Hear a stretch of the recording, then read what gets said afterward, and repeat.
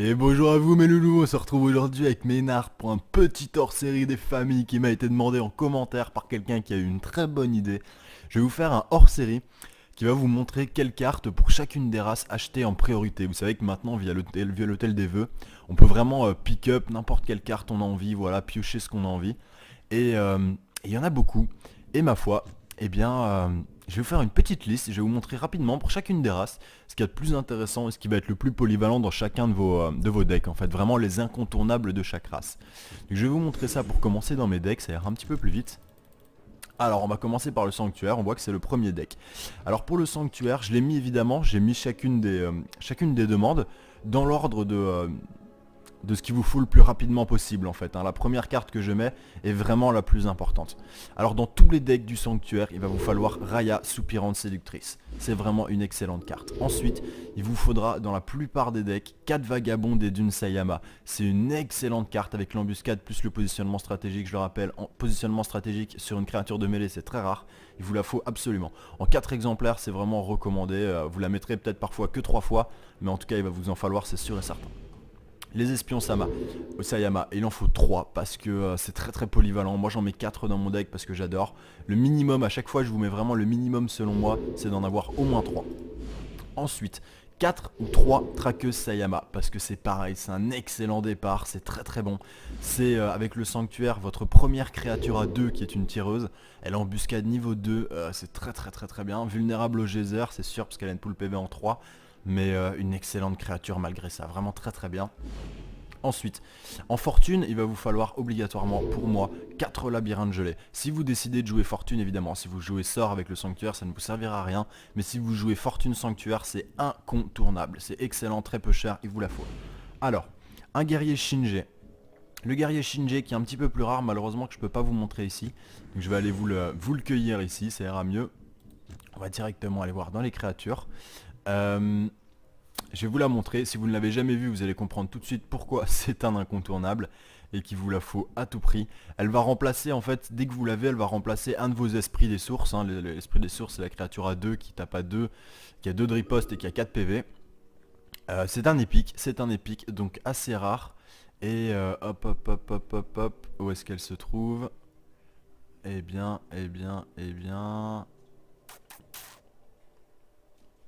Alors. Petite seconde. Je crois qu'elle coûte 3 en fait.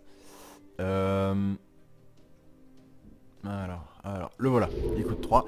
Le guerrier Shinji qui permet en fait de tanker très très bien parce que dès qu'une créature l'attaque, eh bien il faut la détruire. Donc si une créature vous attaque, même sans vous tuer, hein, on voit qu'il y a quand même une petite pool PV à 4, donc il peut dodge 2 attaques, eh bien la créature sera à chaque fois bannie. Donc c'est une très très très bonne carte. Si vous l'avez, vous la mettez à la place d'un esprit des sources, mes amis. Allez, on retourne dans notre deck. Ensuite, il va nous manquer la mère Niorai Seirenza. Alors elle est plus aussi culte qu'avant parce que maintenant, grâce à cette carte-là, on a d'autres créatures de mêlée qui peuvent avoir un positionnement stratégique. Mais elle a une très bonne pool PV, une très bonne riposte. Elle coûte pas forcément très cher. Elle a évidemment le positionnement stratégique. Aucune créature ne peut être déployée sur la même rangée qu'elle. C'est-à-dire que l'adversaire ne peut pas directement poser une créature sur elle. Pensez bien, si vous l'avez, hein, ne la mettez pas devant une créature avec embuscade, avec une embuscade en tireur. Parce qu'évidemment, aucune créature ne pourra être déployée sur la rangée. Donc aucun intérêt à avoir un tireur avec embuscade derrière elle. Voilà mes amis. Donc une très bonne carte, mais qui est tout de même au fond de ma liste. Parce que elle est plus aussi fat qu'avant. À cause des vagabonds des dunes Sayama, elle est plus aussi obligatoire qu'avant. Voilà. Et pour finir, vraiment, ça c'est de l'accessoire, un ou deux champions Sayama. Pourquoi? 3, vous voyez, c'est pas très cher, mais elle a une énorme pool PV. Si l'adversaire a plus de créatures que vous, elle monte à 3, 3, 6. Donc c'est très très fort pour une créature à 3 d'invocation et seulement 2 de ressources. Cependant, c'est bien aussi qu'elle ait une pool PV avec des decks notamment contrôle, parce que vous allez manquer de créatures tanky. Donc ça peut servir, c'est du tanky assez offensif, c'est pas mal, mais c'est loin d'être obligatoire, quoi. Voilà. Donc ce sera tout pour le sanctuaire. Maintenant voyons voir rapidement la nécropole. Alors la nécropole c'est bien simple, dans les nouvelles unités il va pas vous falloir grand chose. Parce que les nouvelles unités sont pas ultra pétées en fait, hein. Il n'y a rien de vraiment culte dans les nouvelles unités, enfin je juge que non. Vous avez les 4 chevaliers vampires, donc ça c'est vraiment très très bon. Il vous faut les 4, c'est la base, meilleure unité T3 du jeu, c'est la base, il vous faut les 4. Immuniser riposte qui peut, comme c'est une créature volante, elle peut être posée aussi bien en tireur qu'en mêlée, ce qui est très pratique, très polyvalent. Drain de vie 2, enfin c'est vraiment de la balle, il vous en faut 4 à tout prix, ça a sa place dans tous les decks. 4 archilich. Pour moi la deuxième meilleure unité T4 en fait, je la trouve absolument ouf. 3 drain de vie 2, immuniser la riposte, bonne pool PV, un peu de riposte, parfait, vraiment une très très bonne carte. Ensuite il vous faut 3 ou 4 squelettes soit de lune. Moi ici j'en ai 3 mais c'est parce que c'est un deck un peu spécial, c'est un deck Fleshbane donc j'ai besoin d'un corporel. Mais dans les decks normaux vous pouvez en mettre jusque 4, c'est très très bon, une créature à 2, 2, 1, 3 de pool PV. Paralysie 1 donc ça c'est vraiment très fort. Une très très bonne carte, hein. Bien évidemment vous vous blindez, c'est un vous blindez autant que vous pouvez. Voilà, c'est à peu près tout pour la nécropole. Enfin, en fait, c'est même tout pour la nécropole. Je rajouterai que si vous voulez après ça pousser le vice, vous pouvez rajouter un atropos. Mais un atropos ne vaut pas le sacrifice de 2 chevaliers vampires ou de 2 archilich ou de 2 squelettes soit de lune. Vraiment, l'atropos c'est fort, mais ça coûte cher à invoquer. Ça n'a pas énormément de PV. Enfin c'est pas méga ouf en fait, c'est pas un super bon épique de la mort quoi, c'est un bon épique pour terminer sa collection mais sans plus. Voilà mes amis. Alors, maintenant je vais vous parler rapidement des créatures un peu plus générales en fait simplement. Comme ça on change un peu, on fait une petite coupure avec les races. Je vous conseille quand même si je sais que c'est difficile à avoir, je vous conseille d'avoir au minimum 3 ou 4 assassins noirs. Moi je ne les joue plus beaucoup en ce moment. Parce que à haute côte en fait il y a vraiment un gros risque avec l'assassin noir. C'est que vous le misez, il vous coûte 2 mais il a qu'une pool PV à 2. Donc contre la magie du feu vous êtes sûr que vous allez prendre un trait de feu. Vous avez 2 points dans l'os, lui il a payé 1 et vous a supprimé ça. Et vous avez passé un tour pour que dalle et lui derrière il peut encore jouer.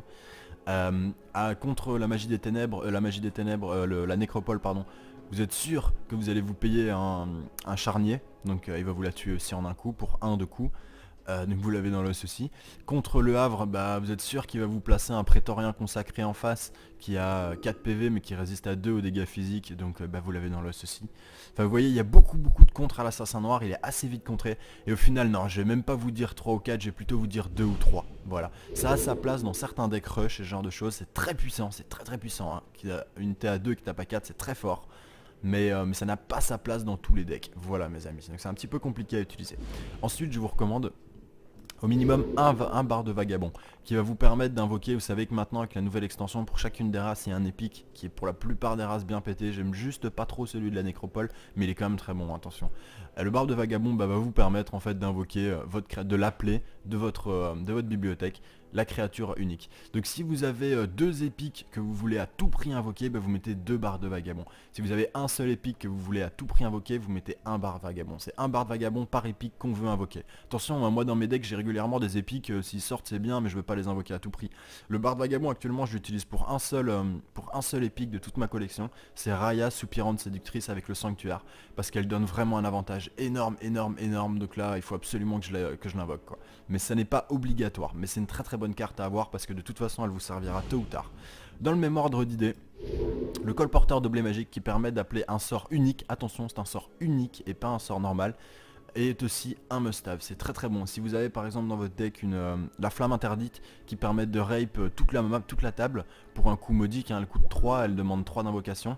Elle demande 4 et, non, elle coûte 4 et elle demande 3 d'invocation de mémoire. Donc c'est pas cher et ça permet de rape vraiment toute la table en général. Donc une très bonne carte qui peut vous permettre de l'invoquer. Toujours pareil, le même système que pour le barde vagabond. Un colporteur d'objets magiques par sort unique que vous souhaitez à tout prix invoquer. Pas pour les autres, hein. Vraiment c'est celui que vous voulez à tout prix. Vous vous dites putain celui-là j'en aurais peut-être besoin, ça m'arrange de pouvoir l'invoquer. Vous en mettez un. Parce que c'est quand même assez pénalisant, ces créatures ça coûte 2. Ça n'a pas d'attaque, ça n'a pas de PV, enfin ça sert vraiment pas à grand chose. À part évidemment le skill qui permet d'invoquer. Alors ensuite, 4 Mandemort Pao. Alors moi je ne les joue pas beaucoup. Je sais que c'est assez rare, c'est difficile de les avoir, il faut du temps. Mais dans certains gameplays ça a vraiment sa place. Et même dans beaucoup de gameplays ça a sa place. Vous en aurez besoin, vous les jouerez, c'est sûr et certain. C'est au fond de ma liste parce qu'on peut s'en passer. Mais si vous les avez, vous allez les jouer en fait. Moi je les joue jamais parce que je trouve que 3 ça met une claque à 3. Enfin c'est pas trop mon délire, je sais pas ce que j'aime le plus. Mais avec certains gameplays comme par exemple Keltor, vous pouvez vraiment l'utiliser en fait pour faire monter vos marqueurs de rage furibonde en plus de faire du dégât. Avec le sanctuaire, vous pouvez le poser à côté d'un Wanizame et hop, il augmente d'un point son attaque. Et là, vous attaquez, vous tapez à 4 et ça ne vous a coûté que 3. Enfin, vous voyez, il y a des bons moves à faire pour certains races, certains decks. C'est vraiment une carte qu'on va utiliser. Donc c'est vraiment quelque chose à avoir. Ensuite, là, ça c'est très spécial le spectre du vide. Si vous jouez un mix entre créature et slowpoke, c'est-à-dire dégâts directs à l'adversaire, ça peut être bien d'en avoir un ou deux. Parce que mine de rien, 3 points de dégâts au héros adverse, c'est vachement balèze quand même. C'est du gros, c'est du lourd. Donc en avoir un ou deux, ça vous servira tôt ou tard, c'est pas plus mal. Et pour finir, vraiment un must-have, ça c'est bien d'en avoir une. Je le dis très rapidement parce que je ne joue pas sort moi-même, mais si vous jouez sort particulièrement OTK ou ce genre de choses, ou alors char avec immolation, c'est très bien d'en avoir 2 ou 3 en fait, voilà. Et ici un must-have que moi j'aime beaucoup, je vous conseille un ou deux frères aveugles parce que ça vous servira. Ça permet de piocher des cartes à chaque fois, à chaque phase de ravitaillement, vous piochez votre carte normalement et quand le frère aveugle est sur la board, vous en piochez une en plus. Donc un ou deux frères aveugles, c'est vraiment un très bon bouche-trou pour vos decks, c'est très bien. Alors maintenant, un petit mot sur les héros mes amis. Je vais vous les montrer ici, ce sera bien plus simple. Alors pour les héros, tout d'abord pour le sanctuaire, eh bien les deux, à chaque fois en fait pour les héros j'ai décidé de faire comme ça. Je vous présente les deux qui pour moi me semblent incontournables aussi bien en termes de puissance brute et ce qu'ils sont forts. Vous savez que tous les héros ne sont pas égaux, hein. Je veux dire, Akamash, champion de la corne sanglante, comparé à Keltor, seigneur de la fureur, bah c'est du pipi quoi, ça vaut que dalle.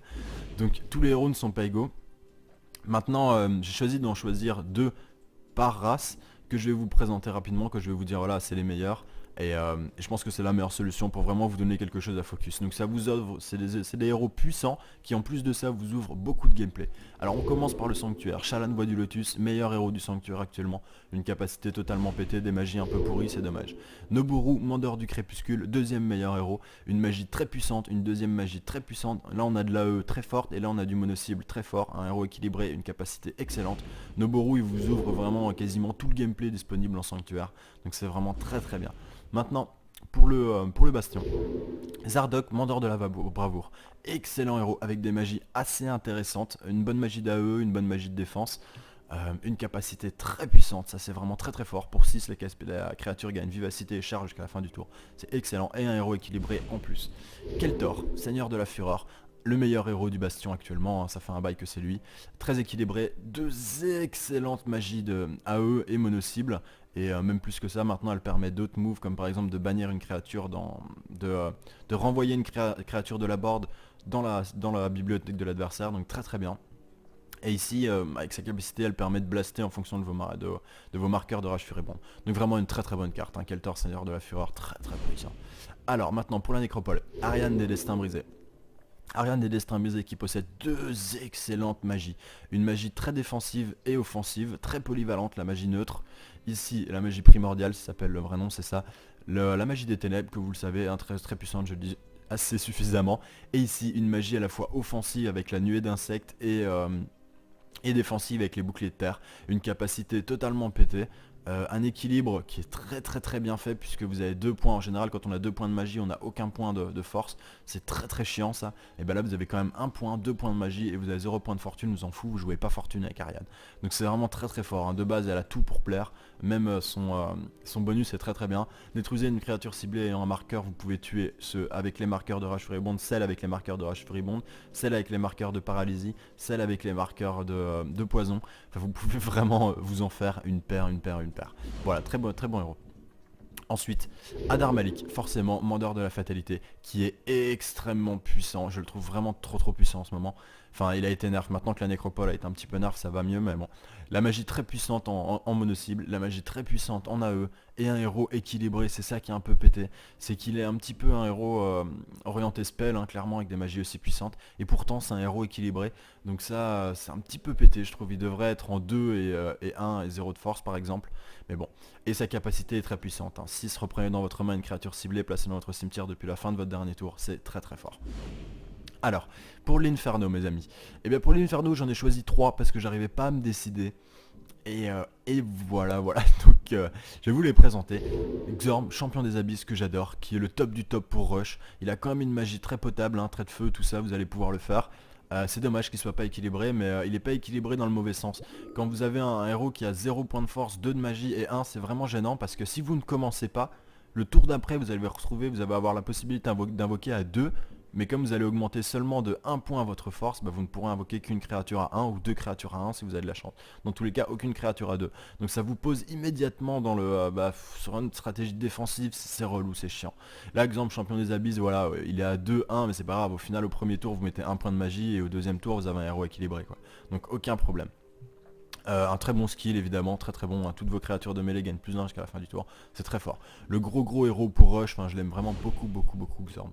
Ensuite, Kalazar, invocateur de l'agonie, qui ressemble un petit peu à Darmalik, mais je le trouve un peu derrière. Il a une magie en plus, il a une capacité très utile, hein, pour vous défausser une carte, ça vous permet d'infliger 2 points à n'importe quelle créature ciblée.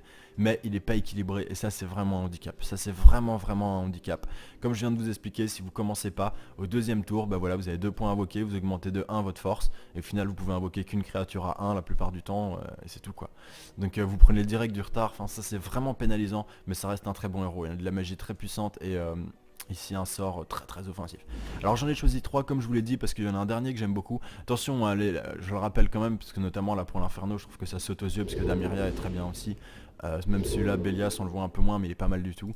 Il faut savoir que j'ai choisi tel ou tel héros. Ça ne veut pas dire que les autres sont nuls ou quoi que ce soit, hein. C'est d'une manière, d'abord c'est personnel parce que c'est très subjectif de dire ça. Mais c'est ceux que vraiment moi je voudrais acheter en premier en tout cas. Avec l'expérience que j'ai maintenant, c'est ceux que je voudrais acheter en premier. Voilà. Et ici, Frias, prince de l'annihilation, qui est très fort si vous voulez mon avis. Un héros équilibré, il manque un point de fortune, mais ça n'a vraiment pas beaucoup d'importance, vous ne jouerez pas fortune avec. C'est un héros qui est très orienté rush, des bonnes magies, hein, des très bonnes magies. Et pour 2 points, la créature alliée ciblée gagne balayage jusqu'à la fin de tour. Donc la créature pourra cibler. Ce qui est génial, c'est que vous pouvez le faire non seulement sur les créatures de mêlée, mais sur les créatures à distance, les tireurs. Et vos tireurs, du coup, ils peuvent choisir de cliver soit la première ligne, soit la deuxième. Donc en fait, c'est vraiment très intéressant. Ça vous offre plein de possibilités. Ça vous donne un aspect tactique avec le jeu de l'Inferno qui manque peut-être encore un petit peu à l'heure actuelle, tout en étant évidemment extrêmement puissant, hein. C'est très fort, Frias. Alors, maintenant pour le Havre. Et bien pour le Havre ça a été beaucoup plus simple que pour les autres, hein. De toute façon ça saute aux yeux. Sandalfon, là par contre je suis sûr de mon coup mes amis, enfin déjà avant j'étais sûr, mais pour le Havre de toute façon personne ne pourra vraiment me contredire. Sandalfon obligatoire, voilà, vous devez l'avoir, c'est le premier. En Havre il n'y a que Sandalfon, voilà. Enfin il n'y a pas que Sandalfon, mais laissez tomber les autres quoi, je veux dire lui ça va pas, elle ça va pas plus que ça. Il n'y a que Géziel qui peut peut-être être joué. Même Kyrian, hein, ça vaut pas grand chose, très franchement, ça vaut pas grand chose. Elle est pas mal, mais encore c'est pas terrible. Si vous voulez jouer sort, il y a meilleur dans les autres races en fait. Donc voilà, bref, Sandalfon, des écoles de magie pas mal. Ici on a de l'AE maintenant, on a du mono-cible, on a du défensif ici et de l'AE, ça peut être joué en AE ça. Défausser une carte, gagner 2 de ressources, donc c'est pété quoi, c'est très puissant. Alors ensuite, moi mon héros préféré c'est le nouveau maintenant, le deuxième, Morgane, général adoré. Je trouve ça très bien parce que c'est un pouvoir passif. J'aime beaucoup les pouvoirs passifs qu'il ne faut pas déclencher soi-même, je trouve ça très pratique. Par contre vous remarquez qu'il faut le jouer en fortune, enfin ou alors monter à 3 de fortune pour ça, mais c'est un peu dommage, puisqu'en plus il a des bonnes magies, donc bon, il faudra faire un choix. Mais si vous le jouez en fortune, ou si vous décidez de monter jusqu'à 3 en fortune, soignez 1 point de dégâts à votre héros chaque fois que vous jouez une créature. C'est très puissant, c'est vraiment très puissant, c'est très bien. Maintenant est-ce que ça renverse une game? À voir sur le terrain. Parce que en général, bon, quand vous avez besoin de soigner votre héros, au début ça peut être pratique, mais de toute façon, en général, soit l'adversaire essaye de vous finir rapidement, de vous faire un kill move, et dans ces cas-là ça peut être utile, mais si sur la board vous l'avez dans l'os, voilà, vous aurez beau jouer 2 créatures ou soigner de 2 points, si le mec a 6 créatures en face, il va vous rouler dessus quoi. Mais c'est quand même un très bon pouvoir parce que ça se fait d'une manière passive, donc c'est vraiment très bien. Alors celle-ci, bon je vais quand même en parler, c'est un très bon héros. Mais le problème, 6 points, soigner tous les dégâts de toutes les créatures alliées, c'est assez fat, hein, je sais, on se dit ouais c'est trop bien et tout, mais au final pas tant que ça, parce que vos créatures on les tue en un tour la plupart du temps. Sauf cas exceptionnel, elle a des bonnes magies, ok, mais elle est équilibrée, ça c'est un bon point pour elle. Mais en fait il y a mieux en fait, voilà, il y a mieux. Je sais que c'est bien, mais il y a mieux. Vous prenez Adar Malik est bien mieux que Adar Malik est bien mieux qu'Alia Mandos de la Foi en fait. Voilà. Alors au niveau de l'académie, et bien pour l'académie, moi il y en a 2 qui me sautent aux yeux, c'est toujours pareil. Le premier, Gazal, que je joue moi-même, héros du vide, qui est très puissant, hein, très puissant. Il faut jouer spell avec, évidemment il faut jouer sort, mais c'est une créature qui a un héros qui amène au sort, mais qui est équilibré, qui a 2 très bonnes écoles de magie, ici du défensif offensif et là du mono-cible, et de la possession, très bien. Et pour un point, défausser une carte et rappeler un sort de votre cimetière. Donc c'est très orienté sort évidemment, mais très très très bonne carte. En deuxième, je choisis Miranda, championne mage des lames, qui est tout à fait équilibrée, même un très très bon équilibre, puisqu'elle est à 2, 1 et 0 de fortune. Donc vous allez la jouer en créa sort et pas de fortune. Bah, vous avez un point tout de suite en plus. Donc ça c'est très très très bien, vraiment c'est super. Elle a des bonnes magies ici, comme je viens de le dire, hein, du polyvalent. Et ici maintenant, vraiment aussi assez polyvalent, du très bon mono-cible, de l'AE et de l'Armageddon avec les fourches de foudre. Vous pouvez également renvoyer les créatures, une créature dans le cimetière, dans la bibliothèque de votre adversaire. Donc c'est l'équivalent d'un one kill, hein, c'est l'équivalent d'une moisson d'âme, hein, c'est pareil. Enfin c'est vraiment très très très puissant, vraiment très bien. Elle a un pouvoir très bien qui semble un peu situationnel, mais en fait c'est un repositionnement stratégique à 4. Déplacer une créature magique alliée ciblée. Les 9 dixièmes des créatures de l'académie sont des créatures magiques, donc c'est vraiment très très bien. Miranda, championne mage des lames, qui est vraiment très très bien. Vous allez la jouer plus en créa que sort, mais elle est vraiment très très très très bien. Si vous voulez jouer créature avec l'académie, il faut vous diriger absolument vers Miranda, mage des lames. Alors les autres, j'en parlerai pas, si aller rapidement, parce que bon, je veux pas être trop injuste. Asala, invocatrice du châtiment. Très très bonne école de magie, c'est agréable de voir ça sur un héros magique, une invocatrice, parce qu'un mix comme ça on l'avait rarement, d'habitude il y a toujours ténèbres et feu, enfin vous voyez c'est vraiment incontournable. Là on a deux bonnes écoles ici qui ont des utilisations un peu plus spécifiques et de la bonne magie de feu à l'ancienne. Défausser une carte, les créatures que vous contrôlez gagnent +1 jusqu'à la fin du tour pour chaque enchantement de créatures les affectant. À cause de ça, je ne l'ai pas choisi en 3ème position, je vous la montre quand même rapidement parce que je veux m'expliquer, mais jusqu'à la fin du tour, pour chaque enchantement de créatures les affectant. Donc il faut jouer les enchantements de créatures et franchement on a autre chose à foutre quoi, clairement. Sur des créatures qui vont durer 2 tours ou 3 tours à tout péter, balancer des enchantements à 2, 3, 4 dessus, enfin si vous devez commencer à faire ça pour payer 2 et augmenter de 1 l'attaque, enfin laissez tomber mes amis, c'est pas la peine quoi. Et en plus un gros défaut, elle n'est pas équilibrée en force, elle n'a pas de points en force. Donc un héros très franchement, je suis pas pour, voilà mes amis. Ça aurait été celle qui aurait pu avoir la 3ème position, mais ce pouvoir n'est pas encore assez bon et il lui manque un point ici pour moi. Voilà mes amis. Maintenant qu'on a bouclé les héros, je vais vous montrer rapidement le Havre. Vous voyez que je suis un petit peu dans le désordre, mais c'est comme ça, vous avez un petit peu du changement. Alors pour le Havre, qu'on va donc trouver, hop, ici. Si j'ai pas fait de bêtises, voilà très bien. Donc pour le Havre, la première chose à avoir c'est Anaël, donc votre l'épique du Havre, qui est vraiment complètement pété, hein. Je crois qu'il il doit coûter 5 comme les autres nouveaux épiques. Je vais essayer de vous le montrer rapidement et vous expliquer pourquoi. Oui, Eleanor aussi hein, qui est à avoir. Eleanor elle sera à avoir après Anaël. Je sais que c'est 2 épiques dès le début. C'est peut-être un petit peu dur à sortir, je m'en doute bien. Mais si vous devez choisir, choisissez Eleanor quand même, elle est plus polyvalente. Mais Anaël est surpuissant mes amis. Anaël est vraiment très très fort. Il faudrait que je le trouve. Il faudrait que je le trouve assez rapidement, ce serait vraiment pas mal, on aimerait bien ça. Mais écoutez, je ne le trouve pas le petit père Anaël là, hop, avec ses jolies ailes. C'est encore bien une créature typique du Havre, hein, avec des ailes et tout ça. Mais écoutez, Anaël coûterait-il 6? Non, non. J'imagine que sur la vidéo vous vous direz mais il est là, il est juste devant toi, tu le vois pas quoi. Eh bien non mes amis, je ne le vois pas. Coûte-t-il 4 seulement? S'il coûte 4 c'est vraiment pété. Oh là là, il coûte 4 seulement. Ouais, donc Anaël à avoir en premier. Même devant Eleanor en fait. Il est mieux qu'Eleanor vu qu'il coûte 4, je croyais qu'il coûtait 5. Très très fort. Hein. Charge immunisée à la riposte. 3-3-6. Lorsqu'Anaël, ange de la rédemption, entre sur le champ de bataille ou attaque, soignez tous les dégâts et supprimez tous les marqueurs d'une autre créature alliée ciblée. C'est énorme, c'est énorme. C'est vraiment très puissant. À avoir, et bien évidemment si vous l'avez, vous le couplez avec un bar de vagabond. C'est obligatoire. Alors, on retourne dans notre petit deck ici.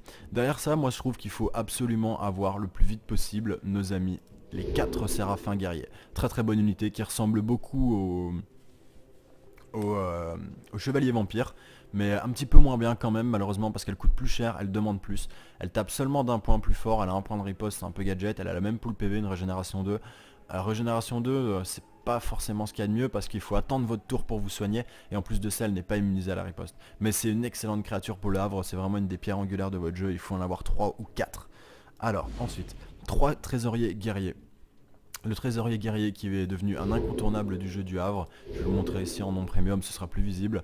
Très très bonne carte. On remarque qu'il ne demande que 3 mais coûte 4.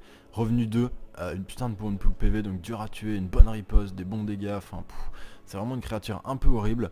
Moi je trouve qu'il en faut minimum 3 et on peut monter à 4. Ça veut pas dire qu'il faut systématiquement les mettre dans tous les jeux, hein, mais ça veut dire que ça vous sera utile. Je pense que dans un deck en mettre 3 c'est bien.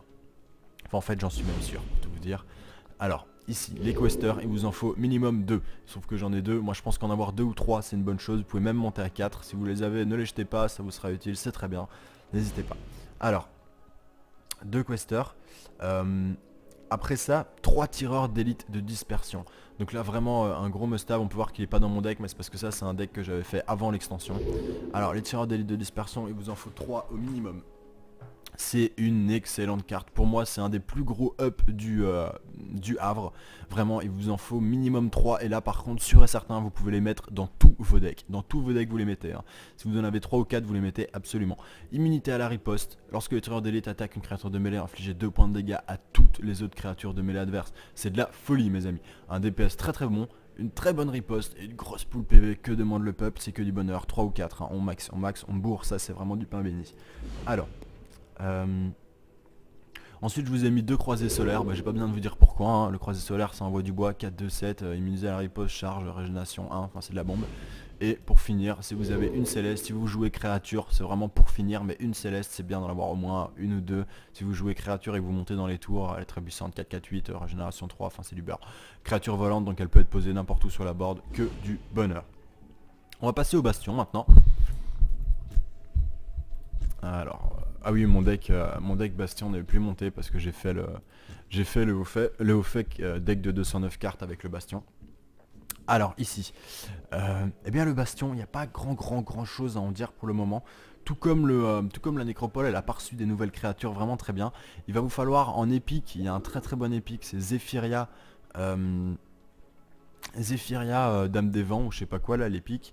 Le nouvel épique de l'extension, il vous le faut mais pas en méga urgence, il vous le faut mais je dirais en 2-3ème position. D'abord une grande priorité avec le Bastion va être d'avoir les 4 vautours crâne noir. On peut voir que je n'en ai qu'un, c'est difficile à avoir mais c'est une excellente carte, 3-3-6 et il y a le skill qui fait qu'elle baisse en coût. Donc putain c'est énorme, c'est vraiment énorme comme carte, c'est très bien, il vous en faut 4 quoi, c'est vraiment surfat. Alors ici tout simplement, je sais que voilà ça semble bête. Mais l'orque corrompu, il vous en faut 4 aussi. Parce que vous les utiliserez pas forcément dans tous vos decks, mais c'est une carte qui sera utile, c'est sûr, vous allez l'utiliser. Et il y a bien un moment où vous en mettrez 4, c'est vraiment une très bonne carte. Hein. Attention, 4 de coups, 4, elle met des patates à 4, elle a 3 de riposte, 7 PV, enfin... Et ça fait peur à l'adversaire quoi. Franchement, c'est vraiment une très bonne carte, faut en mettre 4. Ici, au minimum 3 cyclopes bagarreurs, parce que moi j'en ai 4. Et je les mets régulièrement les 4 dans mon deck parce que c'est vraiment très puissant. Un double attaque, ça ressemble un peu à l'orque corrompu.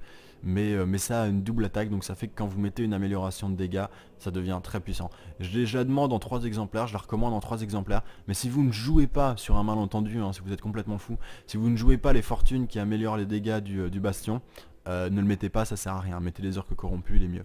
Mais si vous jouez les améliorations de dégâts, mettez-le parce que c'est vraiment trop bien. Vous allez mettre plus 2, il va mettre 2 buffs à 4. Enfin, il profite à fond des améliorations, c'est excellent.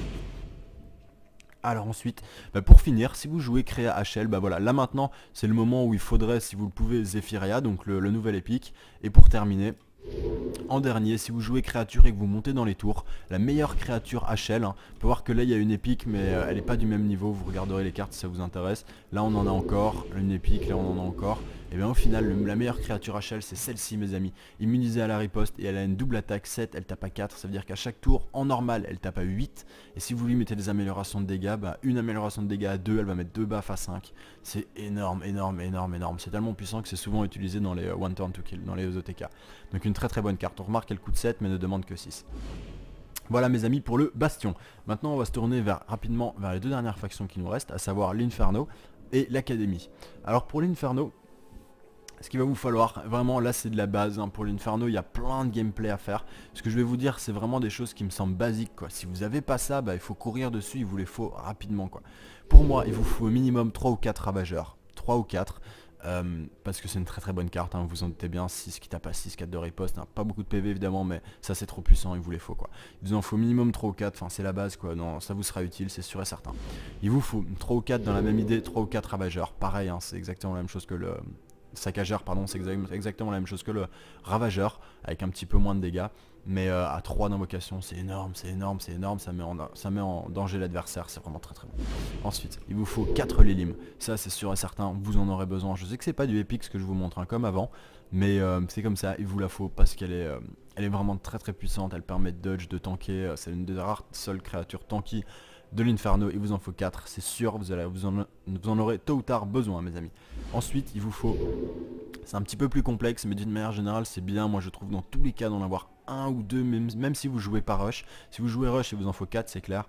Mais moi je conseille quand même d'avoir 3 ou 4 maniaques des flammes infernales. Excellente carte qu'il faut avoir, vraiment quoi, c'est utile, ça marche bien, c'est vraiment de la balle de maniaque. Ayez-en, mangez-en, c'est bon pour la santé. Ensuite, ma dernière recommandation sera celle de l'épique. L'épique de... alors l'épique de l'Inferno, vous voyez ça c'est un petit peu dommage, hein. Le système on l'a déjà dit, ils auraient dû mettre race par race parce que bon pour tout trouver, ils ont voulu donner un petit côté, waouh on voit toutes les cartes et tout, donc effectivement c'est super, moi j'aime beaucoup, mais il y a un moment, surtout quand je fais des vidéos j'aimerais pouvoir aller un peu plus vite, donc laisser les deux ça aurait été pratique de proposer les deux, ils ont choisi de pas le faire, bien leur en faut. Je montre au passage hein, pour les joueurs de l'académie, l'épique que je trouve en fait assez facultative, voilà. C'est pas... pour l'académie je la trouve pas, elle doit pas absolument être prise quoi. Elle est bien pour compléter le deck à la fin, mais elle coûte quand même 5. Elle a pas, je trouve que son skill est pas énorme en fait. Alors, ici, donc on cherche notre ami Zephyria, je profite, hein, je la montre rapidement pour les joueurs du Bastion. Elle par contre elle a un skill bien meilleur. Lorsqu'elle entre sur le champ de bataille ou attaque une autre créature, pas Zephyria, gagne vivacité jusqu'à la fin du tour, donc elle peut se déplacer et attaquer.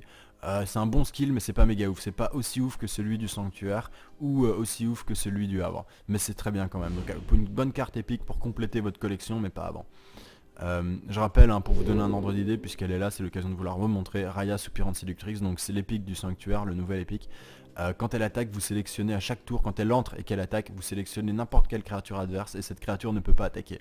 En termes de contrôle, c'est énorme, c'est gratuit, c'est vraiment trop bien. Alors, ce que je voulais vous montrer, avant cette gigantesque digression, on en profite pour passer sur Damran le Corrompu, qui est l'épique de la nécropole, que je ne recommande pas plus que ça du tout, mes amis. Je trouve que là, ils ont vraiment été très spoilés, très floués, c'est ça le bon mot. Damran qui a infection 2, ok, très bien. Lorsqu'il rentre, une autre créature elle est ciblée, garde infection 1 jusqu'à la fin du tour. Donc c'est-à-dire que vous pouvez donner à une créature la capacité de mettre des poisons. C'est à chier quoi, clairement. 3-3-7, ok ça c'est bien, mais pas immunisé à la riposte, assez cher. Hein, il faut quand même monter assez haut en convocation. Vraiment Damran c'est pas ça quoi, laissez tomber quoi. Franchement, si vous avez trop de thunes, prenez-le. Hein. Je suis même pas sûr, franchement il y a mieux quoi. Il y a carrément mieux en fait. Vous prenez la tisseuse, même le seller du destin. Vous prenez des banshees, vous prenez le seigneur vampire, enfin voilà, tout ça c'est mieux quoi, vous voyez, il n'y a pas besoin de... Même celle-là, elle est carrément mieux quoi. 7-6, vous faites la comparaison, hein, 4-4-8, régénération 1, infection 2, ok. Ici, infection 2, pas de régénération, 3-3-7, donc enfin vous voyez, il y a carrément mieux mes amis, vous faites pas chier. Pour l'Inferno, pareil, celui-là, très bonne unité, mais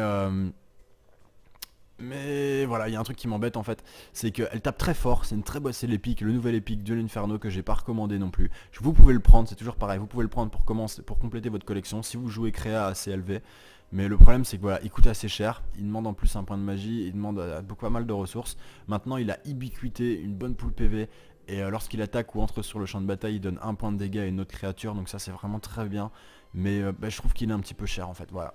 Je trouve qu'il est un petit peu cher. Et qui prend en plus une place de tireur magique.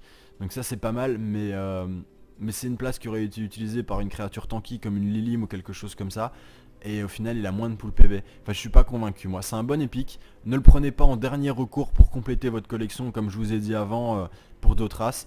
Mais ne foncez pas dessus à tout prix. C'est pas méga vénère. Parce que en fait elle est très dangereuse, en fait c'est ça le truc, c'est qu'elle est très dangereuse, mais elle a pas de survie en fait, elle va ramasser en fait, vous voyez. Vous allez vous prendre du spell là-dessus, elle va sauter quoi, elle va sauter, elle a pas assez de survie, et elle est trop dangereuse au niveau dégâts que pour être laissée en vie, du coup ça va être un aspirateur à sort, elle va sauter, vous aurez claqué 6 pour rien, à 5 j'aurais recommandé, mais à 6 c'est un peu trop cher je trouve, voilà. Et encore une digression mes amis, tout ça pour vous montrer, je ne sais plus quoi, j'ai complètement oublié. Le ver abyssal, là. Je crois que bah voilà, c'était ça, je voulais vous montrer les pics Inferno, hein, de mémoire, ça devait être ça. Et ouais, c'était ça. Voilà, impeccable. Donc bah vous l'avez vu, hein, donc je le recommande pas forcément à fond les ballons, mais pourquoi pas, voilà. Dans vos derniers choix, c'est une bonne carte à prendre. Alors maintenant, je vous ai tout dit pour l'Inferno, mes amis, vous savez tout. Et on va terminer ensemble sur l'Académie, hein, qui est la nouvelle race, comme vous le savez. Alors, avec l'Académie, qu'est-ce qu'il nous faut? Toujours par ordre de croissance, de grandeur, hein. Alors je vais pas vous dire, bon je sais que c'est une nouvelle race et tout, mais enfin, ça va quoi les gars, on commence à monter un peu dans les tours là, j'ai confiance en vous, vous savez très bien qu'il va vous falloir 4 précepteurs, 4 érudits, et des harpies, enfin toutes les unités de base, je vais pas vous le dire quoi, on le sait quoi. Il va vous falloir rapidement 4 djinns corrompus par le vide. En dehors de la capacité de meule, hein, qui est très puissante, c'est surtout canalisation magie 2 immunisé à la riposte, un des meilleurs DPS de l'académie et une très bonne pool PV. Pour un coup d'invocation, pas foutage de gueule, je sais qu'elle est un petit peu rare, qu'elle est pas facile à avoir, mais vous la faut, c'est comme ça, elle est vraiment très bonne. Hein. Vraiment un focus, il vous en faut 4. Alors, il vous faut l'épique Nur. Nurtis sort. Elle coûte que 4, donc ça peut être très intéressant, ça demande pas de monter jusqu'à 5, comme la plupart des créatures d'ailleurs de l'académie. 3-3-6, très bien, canalisation de magie 3, très bien, résistance au sort, j'adore. Lorsque vous jouez un sort instantané, tirez une carte, donc elle se marie très bien avec Ghazal évidemment, et Ghazal qui est très orienté sort, ou avec n'importe quel autre gameplay sort de l'académie, même si pour le moment c'est quand même Ghazal qui domine, devant à celle-là. Et donc voilà, très bien, très bonne épique à avoir couplé si vous jouez sort, à avoir en deuxième position à focus. Si vous l'utilisez, vous pouvez même mettre un bard dans votre collection pour l'invoquer. Alors, un ou deux Mentor Djinn, le Mentor Djinn qu'on peut trouver ici, qui permet lorsqu'il, bah voilà, déjà il coûte pas très cher, il est pas chiant à invoquer. 3-3-7, très bon dégâts, très bonne riposte, très bonne pool PV, volante magique peut être placée devant ou derrière, très pratique. En bouche-trou en fin de partie quand votre board c'est un petit peu le bordel, vous avez plus trop de place, voilà, vous trouvez toujours un emplacement pour mettre le mentor. Lorsqu'il rentre sur le champ de bataille, vous gagnez 2 de magie, c'est très bien, hein. C'est très bien, parce que ça vous augmente la magie, ce n'est pas une canalisation de magie, c'est-à-dire que même si le mentor Djinn est tué, vous gardez, donc un ou deux c'est vraiment un petit must-have, vraiment très sympa. Ça va vous donner un sérieux coup de pouce. Ensuite, 2 éclaireurs Rakshasa. Vous savez que j'en ai parlé, c'est une très bonne créature que j'aime beaucoup, qui a des applications vraiment spéciales. Plusieurs applications assez techniques. Elle coûte 4-4, c'est un petit peu cher, mais c'est bon, ça passe. Elle tape à 3, ok, c'est pas ouf. Une bonne pool PV en chiffre impair, ça c'est cool. Mais elle a vivacité et évasion. C'est-à-dire que vous la mettez devant une créature, vous lui mettez une baffe, tac. Lui derrière, le tour d'après, il vous attaque, hop, vous dégagez, vous tombez en dessous grâce à la vivacité, à l'évasion. Donc voilà, il vous a pas mis la claque. Et vous, à votre tour, vous pouvez vous redéplacer, remonter et lui remettre une baffe. Et derrière, s'il est encore en vie, il peut vous réattaquer, vous allez redescendre. Donc une créature vraiment horrible pour l'adversaire. J'en conseille un ou deux, vous pouvez même monter à 3 si vous décidez de jouer créature avec l'académie. Alors, ensuite, pour clore ma petite collection, je recommande, je l'ai pas encore mis, je l'ai pas encore utilisé, je recommande 1, 2 ou 3 mages des lames si vraiment vous décidez de monter assez haut, faut pas oublier que ça coûte très cher. Faut jouer spell avec, hein, vous vous en doutez bien, de toute façon son skill est orienté vers les spells. Un bon dégât, une très bonne pool PV, de la riposte. On remarque quand même une chose, c'est qu'il n'est pas immunisé riposte lui-même, donc sa pool PV du coup est à minorer de quelque façon si vous voulez. Lorsqu'il détruit une créature, vous prenez un sort non unique tiré de votre cimetière. Donc très bien, ça ressemble à la capacité de Ghazal. Donc couplé avec Ghazal, vous allez recycler à fond vos sorts, enfin c'est que du bonheur quoi. Donc je recommande 2 ou 3 parce que elle coûte quand même assez cher, et c'est une créature de mêlée riposte, donc c'est ce qui va clore ma collection pour l'académie, vous voyez. C'est pas ma priorité, mais elle va clore ma collection. Voilà mes amis. Alors pour finir, il reste qu'une chose dont on doit parler rapidement, c'est la magie mes amis. Et bien pour la magie c'est difficile comment vous expliquer. C'est une des premières choses d'abord. C'est une des premières choses à focus en fait, qu'il va vous falloir en premier voir. Si vous jouez plusieurs races, si vous n'en jouez qu'une, vous pouvez vous concentrer sur une race, voilà, en passant par les créas, puis les sorts et tout ça. Mais si vous jouez plusieurs races, et si vous comptez vraiment entre guillemets faire carrière sur le jeu, vraiment aller loin, il va vous falloir quasiment tous les sorts du jeu. Et comme les sorts sont utilisables avec toutes les races, c'est quelque chose de très intéressant. Parce que chaque sort aura plusieurs utilités, au contraire d'une créature qui ne sera utile que pour une race. Si vous prenez tous les sorts de la magie des ténèbres, ils seront utiles pour toutes les créatures avec la magie des ténèbres, c'est très bien. Pour tous les héros avec la magie des ténèbres.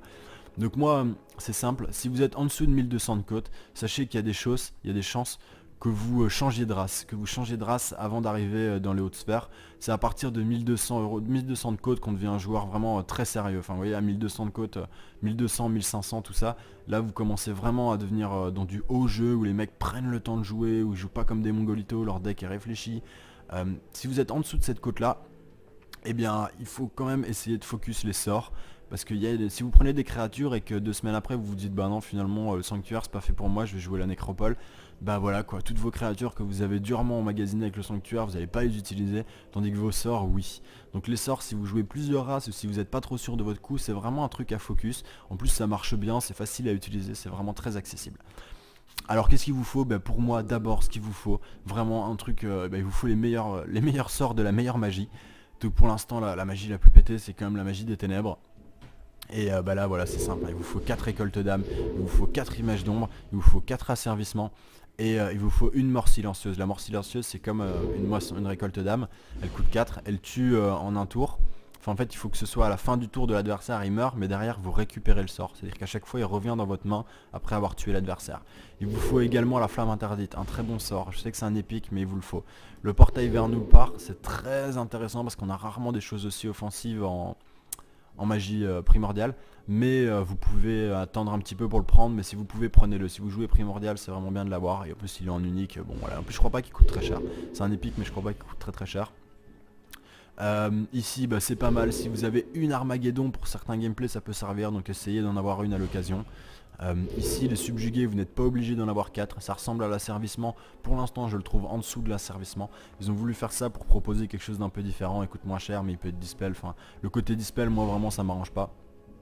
Ensuite pour moi qu'est-ce qu'il vous faut absolument? Des boules de feu il vous en faut, vous en aurez besoin. Des boucliers de pierre il vous en faut 4 si vous voulez jouer slowpoke, sinon vous pouvez vous en passer. Des sceaux de la mort bon ça vous les aurez mais il vous en faut minimum 3. Essayez également d'avoir une force de la mer qui est un sort persistant qui protège contre les fortunes adverses et qui augmente de 1 le DPS, le dégât de toutes vos créatures, donc très bien. Évidemment ça les 4 traits de feu il vous les faut absolument. Enfin vous voyez tous les sorts qu'on voit tout le temps, cherchez pas quoi, il vous les faut en 4 exemplaires mes amis, c'est évident, tout ça c'est des sorts, bon vous savez bien quoi, vous les avez vus, ça il vous les faut en 4 exemplaires, le geyser il vous le faut en 4 exemplaires également. Enfin vous voyez tout ça c'est des sorts que vous allez utiliser, ça très très bon sort, frappe de foudre il vous le faut en 4 mais c'est un commun donc vous l'aurez assez rapidement. Celle-ci il vous le faut minimum en 3, moi je conseille, ouais en 3 c'est bien en fait, parce que ça inflige que 2 points, c'est pas mon sort préféré, en 3 c'est bien. Voilà, très très bon sort également. Ici un très bon sort avec la magie de la lumière, hein. Inflige 2 points de dégâts à toutes les créatures adverses, très bien, je vous conseille de l'avoir au minimum en 3 exemplaires. Courbe magie facultatif mais ça vous servira un de ces jours. Maintenant ça l'est un peu moins intéressant qu'avant, ça coûte assez cher quand même. Je vous conseille d'en avoir au minimum 2. Sinon franchement enfin tout le reste c'est très très évident quoi. Si vous jouez la magie de la foudre, foudre pardon, c'est l'équivalent de l'Armageddon hein, typiquement, sauf que ça tue pas vos unités donc c'est vraiment très fort. Je vous conseille d'en avoir au minimum une c'est bien, ou 2 ou 3 dans certains gameplays spéciaux, mais ça vous sera utile également, très très bon. C'est un nouveau sort, je sais qu'il est assez rare mais si ça vous intéresse voilà. Voilà donc c'est à peu près tout, vous l'aurez compris les sorts, hein. Essayez de bien blinder, d'avoir vraiment tout pour pouvoir, dès que vous vous dites bah voilà j'ai envie de me payer un nouveau héros, j'ai envie de partir sur telle chose, bah vous avez les sorts, au moins vous n'êtes pas embêté sur ce côté là. Voilà mes amis, je vous fais des gros bisous, j'ai beaucoup parlé je sais, mais comme ça chacun peut voir pour chacune des races qu'il y a de plus intéressant à focus pour le moment. Si vous avez des questions, quoi que ce soit, dites-le moi dans les commentaires, vous le savez maintenant je réponds à tout le monde, et je vous fais des gros bisous, on se retrouve très bientôt, ciao ciao. Et bonjour à vous mes loulous, on se retrouve aujourd'hui avec Ménard pour un petit hors-série des familles qui m'a été demandé en commentaire par quelqu'un qui a eu une très bonne idée. Je vais vous faire un hors-série qui va vous montrer quelles cartes pour chacune des races acheter en priorité. Vous savez que maintenant via l'hôtel des vœux, on peut vraiment pick up n'importe quelle carte on a envie, voilà, piocher ce qu'on a envie. Et il y en a beaucoup, et ma foi, eh bien... je vais vous faire une petite liste et je vais vous montrer rapidement pour chacune des races ce qu'il y a de plus intéressant et ce qui va être le plus polyvalent dans chacun de vos decks. En fait, vraiment les incontournables de chaque race. Donc, je vais vous montrer ça pour commencer dans mes decks, ça ira un petit peu plus vite. Alors on va commencer par le sanctuaire, on voit que c'est le premier deck. Alors pour le sanctuaire, je l'ai mis évidemment, j'ai mis chacune des demandes dans l'ordre de ce qu'il vous faut le plus rapidement possible en fait, hein. La première carte que je mets est vraiment la plus importante. Alors dans tous les decks du sanctuaire, il va vous falloir Raya, soupirante séductrice. C'est vraiment une excellente carte. Ensuite, il vous faudra dans la plupart des decks 4 vagabonds des dunes Sayama. C'est une excellente carte avec l'embuscade plus le positionnement stratégique. Je le rappelle, en positionnement stratégique sur une créature de mêlée, c'est très rare. Il vous la faut absolument. En 4 exemplaires, c'est vraiment recommandé. Vous la mettrez peut-être parfois que 3 fois, mais en tout cas, il va vous en falloir, c'est sûr et certain. Les espions Sayama, il en faut 3 parce que c'est très très polyvalent. Moi j'en mets 4 dans mon deck parce que j'adore. Le minimum, à chaque fois je vous mets vraiment le minimum selon moi, c'est d'en avoir au moins 3.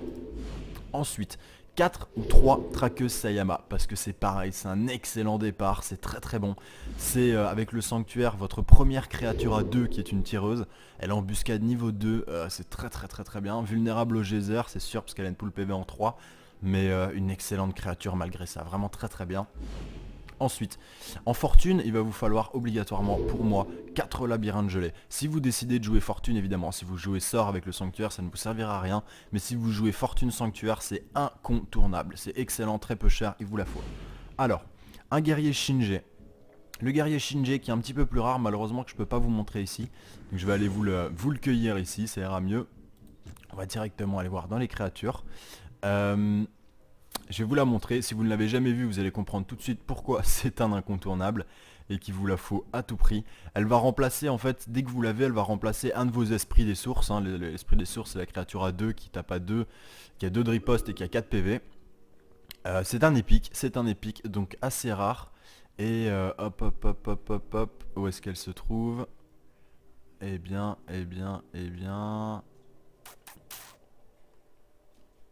Alors. Petite seconde. Je crois qu'elle coûte 3 en fait. Le voilà, il coûte 3. Le guerrier Shinji qui permet en fait de tanker très très bien parce que dès qu'une créature l'attaque, eh bien il faut la détruire. Donc si une créature vous attaque, même sans vous tuer, hein, on voit qu'il y a quand même une petite pool PV à 4, donc il peut dodge 2 attaques, eh bien la créature sera à chaque fois bannie. Donc c'est une très très très bonne carte. Si vous l'avez, vous la mettez à la place d'un esprit des sources, mes amis. Allez, on retourne dans notre deck. Ensuite, il va nous manquer la mère Niorai Seirenza. Alors elle est plus aussi culte qu'avant parce que maintenant, grâce à cette carte là, on a d'autres créatures de mêlée qui peuvent avoir un positionnement stratégique. Mais elle a une très bonne pool PV, une très bonne riposte, elle coûte pas forcément très cher. Elle a évidemment le positionnement stratégique. Aucune créature ne peut être déployée sur la même rangée qu'elle. C'est-à-dire que l'adversaire ne peut pas directement poser une créature sur elle. Pensez bien, si vous l'avez, hein, ne la mettez pas devant une créature avec embuscade, avec une embuscade en tireur. Parce qu'évidemment, aucune créature ne pourra être déployée sur la rangée. Donc aucun intérêt à avoir un tireur avec embuscade derrière elle. Voilà mes amis. Donc une très bonne carte, mais qui est tout de même au fond de ma liste. Parce que elle est plus aussi fat qu'avant. À cause des vagabonds des dunes Sayama, elle est plus aussi obligatoire qu'avant. Voilà. Et pour finir, vraiment, ça c'est de l'accessoire, 1 ou 2 champions Sayama. Pourquoi? 3, vous voyez, c'est pas très cher, mais elle a une énorme pool PV. Si l'adversaire a plus de créatures que vous, elle monte à 3, 3, 6. Donc c'est très très fort pour une créature à 3 d'invocation et seulement 2 de ressources. Cependant, c'est bien aussi qu'elle ait une pool PV avec des decks notamment contrôle, parce que vous allez manquer de créatures tanky. Donc ça peut servir, c'est du tanky assez offensif, c'est pas mal, mais c'est loin d'être obligatoire, quoi. Voilà. Donc ce sera tout pour le sanctuaire. Maintenant voyons voir rapidement la nécropole. Alors la nécropole c'est bien simple, dans les nouvelles unités il va pas vous falloir grand chose. Parce que les nouvelles unités sont pas ultra pétées en fait, hein. Il n'y a rien de vraiment culte dans les nouvelles unités, enfin je juge que non. Vous avez les 4 chevaliers vampires, donc ça c'est vraiment très très bon. Il vous faut les 4, c'est la base, meilleure unité T3 du jeu, c'est la base, il vous faut les 4. Immuniser riposte qui peut, comme c'est une créature volante, elle peut être posée aussi bien en tireur qu'en mêlée, ce qui est très pratique, très polyvalent. Drain de vie 2, enfin c'est vraiment de la balle, il vous en faut 4 à tout prix, ça a sa place dans tous les decks. 4 archilich. Pour moi la deuxième meilleure unité T4 en fait, je la trouve absolument ouf. 3 drain de vie 2, immuniser la riposte, bonne pool PV, un peu de riposte, parfait, vraiment une très très bonne carte. Ensuite il vous faut 3 ou 4 squelettes soit de lune. Moi ici j'en ai 3 mais c'est parce que c'est un deck un peu spécial, c'est un deck Fleshbane donc j'ai besoin d'un corporel. Mais dans les decks normaux vous pouvez en mettre jusque 4, c'est très très bon, une créature à 2, 2, 1, 3 de pool PV. Paralysie 1 donc ça c'est vraiment très fort. Une très très bonne carte, hein. Bien évidemment vous vous blindez, c'est un vous blindez autant que vous pouvez. Voilà, c'est à peu près tout pour la nécropole. Enfin, en fait, c'est même tout pour la nécropole.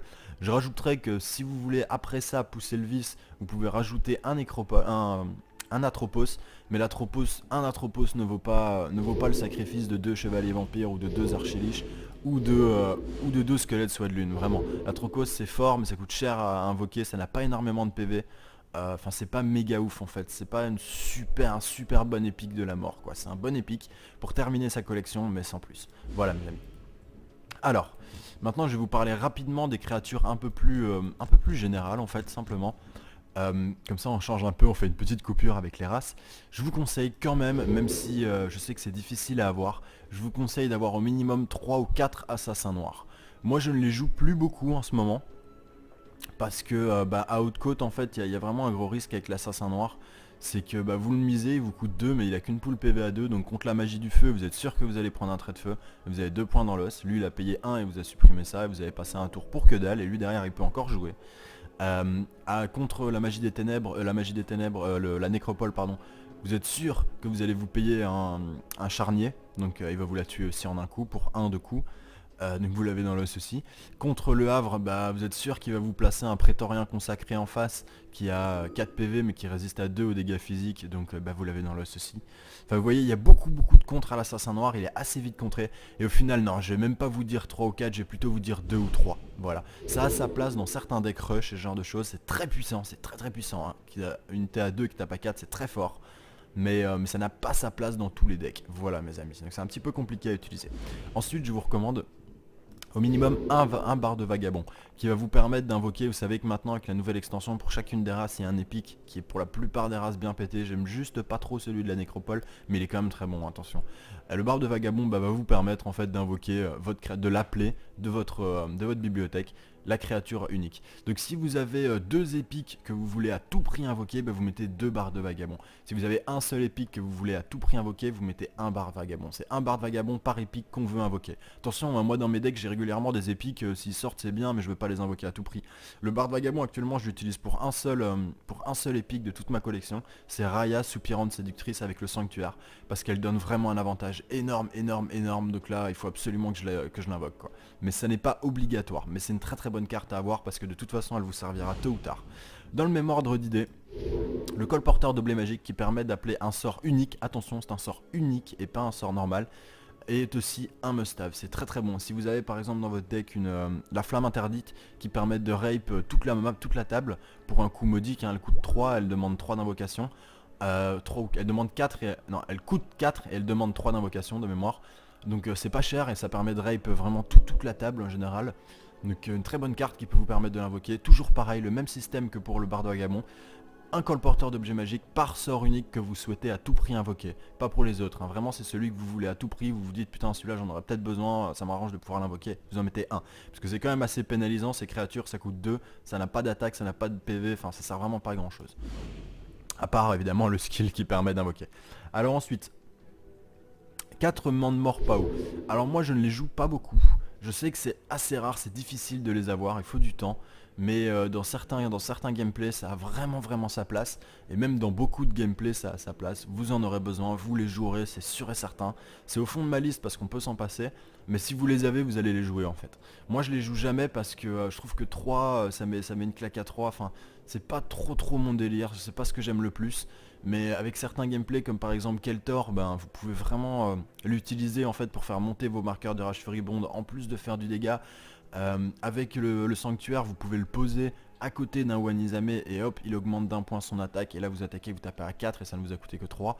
Enfin, vous voyez, il y a des bons moves à faire pour certains races, certains decks, c'est vraiment une carte qu'on va utiliser, donc c'est vraiment quelque chose à avoir. Ensuite, là, ça c'est très spécial le spectre du vide. Si vous jouez un mix entre créature et slowpoke, c'est-à-dire dégâts directs à l'adversaire, ça peut être bien d'en avoir un ou deux. Parce que mine de rien, 3 points de dégâts au héros adverse, c'est vachement balèze quand même. C'est du gros, c'est du lourd. Donc en avoir un ou deux, ça vous servira tôt ou tard, c'est pas plus mal. Et pour finir, vraiment un must-have, ça c'est bien d'en avoir une. Je le dis très rapidement parce que je ne joue pas sort moi-même, mais si vous jouez sort, particulièrement OTK ou ce genre de choses, ou alors char avec immolation, c'est très bien d'en avoir 2 ou 3 en fait, voilà.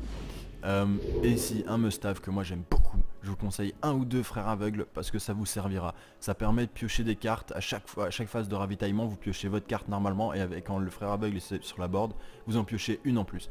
Donc un ou deux frères aveugles c'est vraiment un très bon bouche-trou pour vos decks, c'est très bien. Alors maintenant, un petit mot sur les héros mes amis. Je vais vous les montrer ici, ce sera bien plus simple. Alors pour les héros, tout d'abord pour le sanctuaire, eh bien les deux, à chaque fois en fait pour les héros j'ai décidé de faire comme ça. Je vous présente les deux qui pour moi me semblent incontournables aussi bien en termes de puissance brute, est-ce qu'ils sont forts? Vous savez que tous les héros ne sont pas égaux, hein. Je veux dire, Akama, champion de la corne sanglante, comparé à Keltor, seigneur de la fureur, bah c'est du pipi quoi, ça vaut que dalle. Donc tous les héros ne sont pas égaux. Maintenant, j'ai choisi d'en choisir deux par race que je vais vous présenter rapidement, que je vais vous dire voilà c'est les meilleurs. Et je pense que c'est la meilleure solution pour vraiment vous donner quelque chose à focus. Donc ça vous ouvre, c'est des héros puissants qui en plus de ça vous ouvrent beaucoup de gameplay. Alors on commence par le sanctuaire. Shallan Voix du Lotus, meilleur héros du sanctuaire actuellement. Une capacité totalement pétée, des magies un peu pourries, c'est dommage. Noboru, Mandeur du Crépuscule, deuxième meilleur héros. Une magie très puissante, une deuxième magie très puissante. Là on a de l'AE très forte et là on a du mono-cible très fort. Un héros équilibré, une capacité excellente. Noboru il vous ouvre vraiment quasiment tout le gameplay disponible en sanctuaire. Donc c'est vraiment très très bien. Maintenant, pour le bastion, Zardoc, Mandeur de la Bravoure. Excellent héros avec des magies assez intéressantes. Une bonne magie d'AE, une bonne magie de défense. Une capacité très puissante, ça c'est vraiment très très fort. Pour 6, la créature gagne vivacité et charge jusqu'à la fin du tour. C'est excellent et un héros équilibré en plus. Keltor, Seigneur de la Fureur. Le meilleur héros du bastion actuellement, hein, ça fait un bail que c'est lui. Très équilibré, deux excellentes magies de AE et mono-cible. Et même plus que ça, maintenant elle permet d'autres moves comme par exemple de bannir une créature, de renvoyer une créature de la board dans la bibliothèque de l'adversaire, donc très très bien. Et ici, avec sa capacité, elle permet de blaster en fonction de vos marqueurs de rage furibonde. Donc vraiment une très très bonne carte, hein. Keltor, Seigneur de la Fureur, très très puissant. Alors maintenant pour la nécropole, Ariane des Destins Brisés. Ariane des Destins Brisés qui possède deux excellentes magies. Une magie très défensive et offensive, très polyvalente, la magie neutre. Ici, la magie primordiale, ça s'appelle le vrai nom, c'est ça. La magie des ténèbres, que vous le savez, hein, très, très puissante, je le dis assez suffisamment. Et ici, une magie à la fois offensive avec la nuée d'insectes et